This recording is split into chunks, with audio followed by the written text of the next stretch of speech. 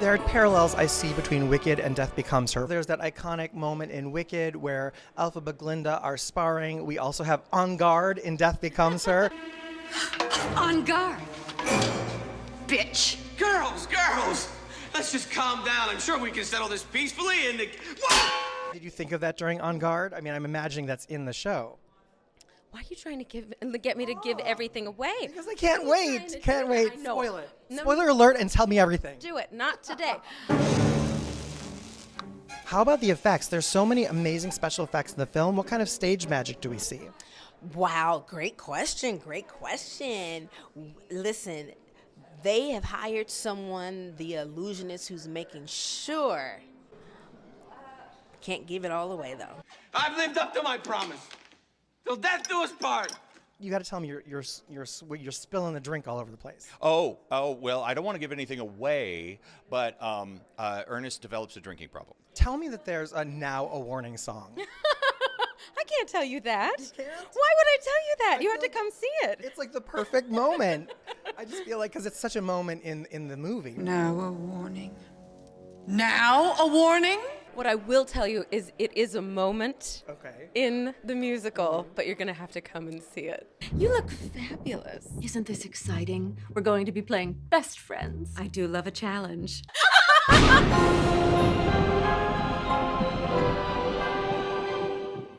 In Death Becomes Her, the movie, it starts with a musical number on Broadway, but that's really the only show tune we sort of have. So I can't even begin to imagine where the songs would be in this show. What can you reveal? Well, I will say that I was asked a long time ago, what is your dream movie that you would turn into a musical? And I said, hands down, Death Becomes Her.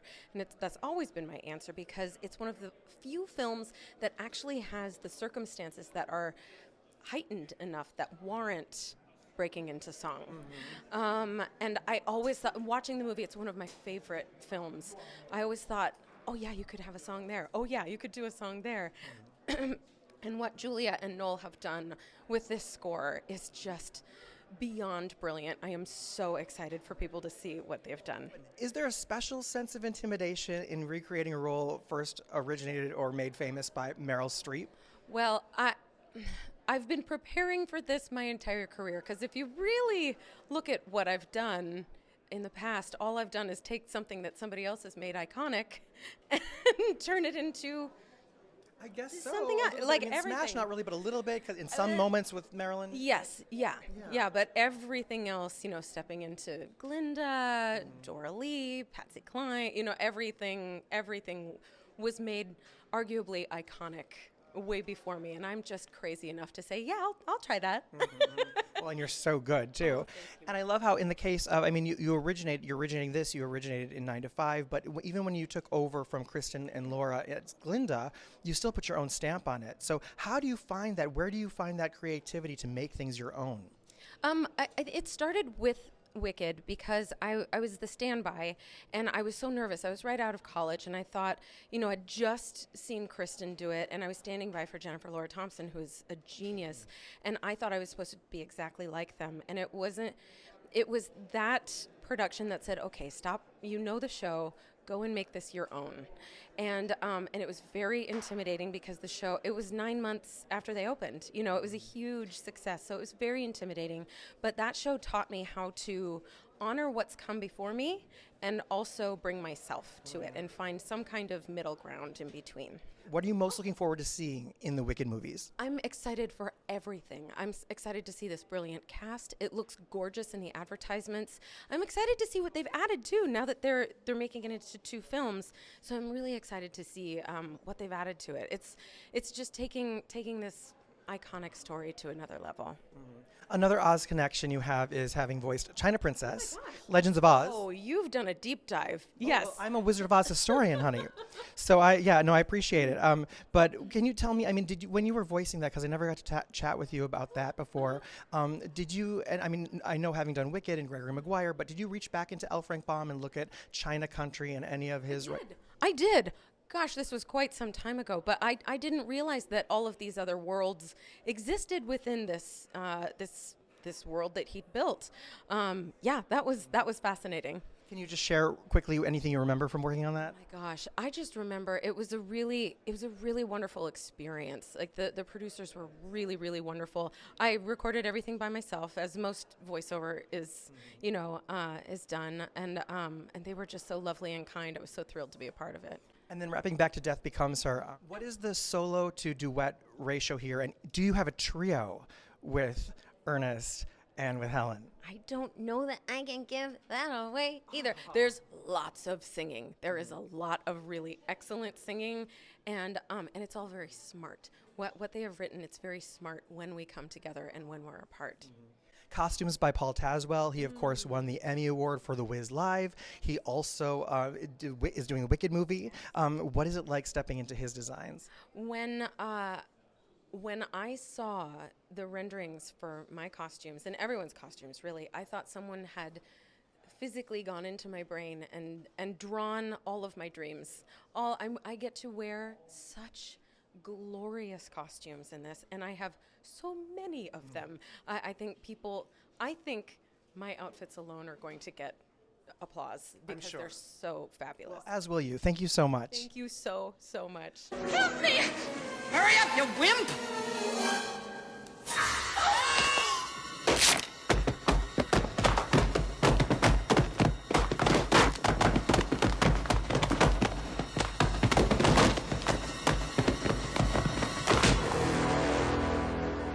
I imagine you're a fan of the film, and what were your expectations in learning of this becoming a musical? Well, I was excited about it. My friend Marco Panett wrote the book of this, and what you see normally is like when they do a musical based on a movie. What sometimes happens is they shove songs into the movie script, and Marco was brilliant enough to take the movie script away and start from scratch almost. So there's some wonderful things that you love from the movie that are totally in there and are going to be in there, but also he developed these characters around us rather than us trying to be Goldie Hawn, Meryl Streep, and Bruce Willis, which is great. So we get to do it our own way, and I believe it's about 10 times, maybe 30 times funnier than the movie. Really? Dare I say it? I say it. But Well, I mean, this cast is hilarious. You're all really great comics. Where do you find that humor? I guess if it's in the script, but are you also finding shades of it on your own? Well, there's so many things to play with because it's a campy story. It's silly. It's absolutely silly and completely preposterous. Right. But We're talking about vanity. Yeah. I mean, we're leaning into all of that, and we're leaning into it, but also playing with my friends. Jennifer Samard and I have known each other forever. Megan Hilty and I have known each other forever. Michelle, I just met during this, and she's wonderful. She's fantastic. But getting to play with your friends in a show is like the easiest hard work ever in the world. And so as far as comedians go, we're able to just play off each other because we know how it works and we know how, and focus and whatnot. So it is heaven. It is heaven. so let's get into Ernest Menville a little bit. I mean, the name is funny. Yes, already. But he is, the poor guy, I feel bad for him most of the time because he's just this nice guy that's caught in the middle of these two passionate, crazy people who just want to fight with each other. They're frenemies, and he's just caught in the middle. And he starts off very chill, and then he's just driven to madness. He's a little bit driven to madness. So, but he's ultimately, I call him kind of the punching bag because he really is just caught in the middle of these two crazy people. Do you have a favorite moment from the film that has made it into, or did you fight for anything from the movie to be put into this? There are a few wonderful moments that I'm so glad that there are in. I can't give too much away, but there are the things that everyone likes to say, and there are things that everyone wants to see. And like I said earlier about the source material, like we're doing it our own way, but we are throwing in the things that people want to see without giving anything away. But you have to come see it, and you will howl your head off. And I'm not just saying that. Oh, no. It's got to be funny. Oh, I mean, is. but here's the thing. I feel like the material, even if the material wasn't, which I'm sure it is competent, but even if it wasn't, with this cast, including you guys could turn anything funny. Well, I thank you. I hope so. I hope so. We've been doing it too. The thing about rehearsing a show like this too, you know it is. You know it's funny. You know where the jokes are. You know where the laughs are. The last, I guess, cast member of our audience is the audience. Mm-hmm. You know, that is our last cast member, and the audience will always tell you if you're doing it right or not. Because if you're doing a comedy and they're not laughing, you're doing it wrong. So we are so looking forward to the audiences in Chicago, because I've played here many times, and the audiences here are amazing, and they're smart, and they're fantastic. So we can't wait to get in front of a crowd, and that's weeks away. So Is there some stagecraft magic in the show? Because yes. the movie has a lot of effects. Oh yeah. I mean, and those are some of the things that everyone wants to see, and how are they going to do that? And I was like, you're going to have to come and see it, because it is. First of all, we really lean into the fact that it's kind of dumb and it's kind of stupid, but you will get the whole idea of everything. And I have a feeling that it'll be amazing, but you'll also go, I know exactly how it's done, and I don't care, because it's absolutely silly. Brilliant. Yeah. Awesome.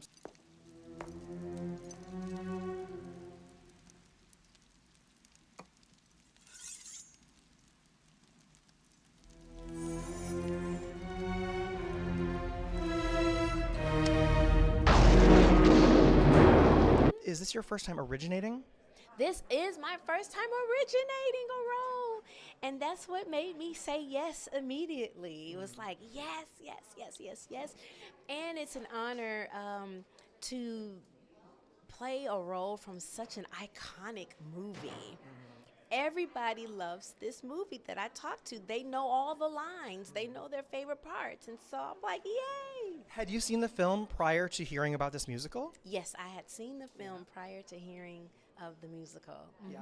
And then I'm curious, because as I'm looking at the research, and I know you can't give anything away, but the Isabella Rossellini character was Liesel. You're playing a role called Viola. Viola Van Horn. Yes, yes.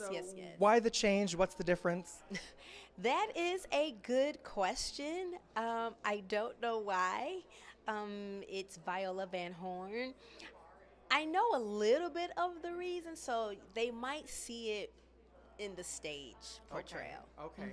And you're that role though, right? You're the one with the potion? I am the one with the potion, and so maybe Viola and Vio might have just a tinge to do with that. But I'm excited, and I hope to hear from Isabella Rossellini. I really hope to hear from her. I've reached out to her personally, and we'll see. We'll see. I just want to give her flowers, pay her respects, and I was like, do you have any advice? So yeah, we'll see. I'll let you know. I'm always wondering, because I love the film so much. I'm so excited that it's becoming a musical, and I always thought of your character as either a zombie goddess or a sorceress, or how would you define her? Ooh, zombie goddess or sorcerer. Ooh, I don't want to say that. A witch? No, I don't want to call her a witch. She's just like that person that maybe was, in your community or something that everybody would go to. She's got something that everybody wants and has. So, yeah, she's very smart. Maybe she was just an amazing chemist or something. The show is about vanity and aspiring to look good. And we all know, I'm Botox within an inch of my life. But what's it like playing the role where you are the epitome and the sort of purveyor of what it means to be the most beautiful? It's a lot of pressure, because I was like, do I need to go get snatched and nipped and tucked and plucked and all? What do I need to do?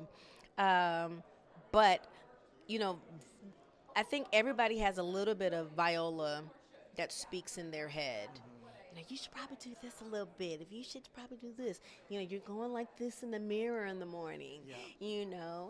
Some of us are, maybe not everybody. But I count her as that voice. At least I have that voice in my head, you know. I know you've done everything from Aida to, all different styles of music, inspirational music. How would you describe the vibe and tone to the songs In Death Becomes Her? Is it typical show tunes, Broadway? Wow. Julia and Noel have done an amazing job at pop, theater, and then goth. A little bit, some of the notes. I love and it took me a while learning the material because even some of the notes and bends didn't come natural to me. I'm pop gospel. Yeah. But there were some, I was like, man, I had to kind of get my ear tuned to some of the notes that they've chosen. So I'm really excited for people to hear that. And, okay, a couple things. First of all, Paul Tazwell, costume designer. I mean, he won the Emmy for The Wiz Live. He's doing Wicked, the film right now. I know what Isabella Rossellini wore in the film. Can you give us a glimpse, or what's it like stepping into his designs? Absolutely amazing. This is my second time working with him. He designed the Color Purple musical.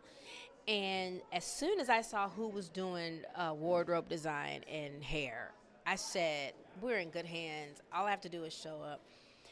My wardrobe is so amazing that I want to sneak one of those dresses and go to dinner or something I was like, you need to design my wedding dress. There's no prospect or a date or nothing.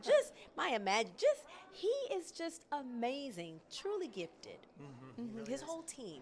Lastly, just, the movie opens with a musical number on Broadway, and then we don't have any other songs in the film. What moment from the film is musicalized that you're most excited about? What moment oh my gosh, I'm loud. Let's see. Helen at the health spa. Yeah. That's going to be amazing. That's hilarious. Yes. Well, thank you so much. Thank you.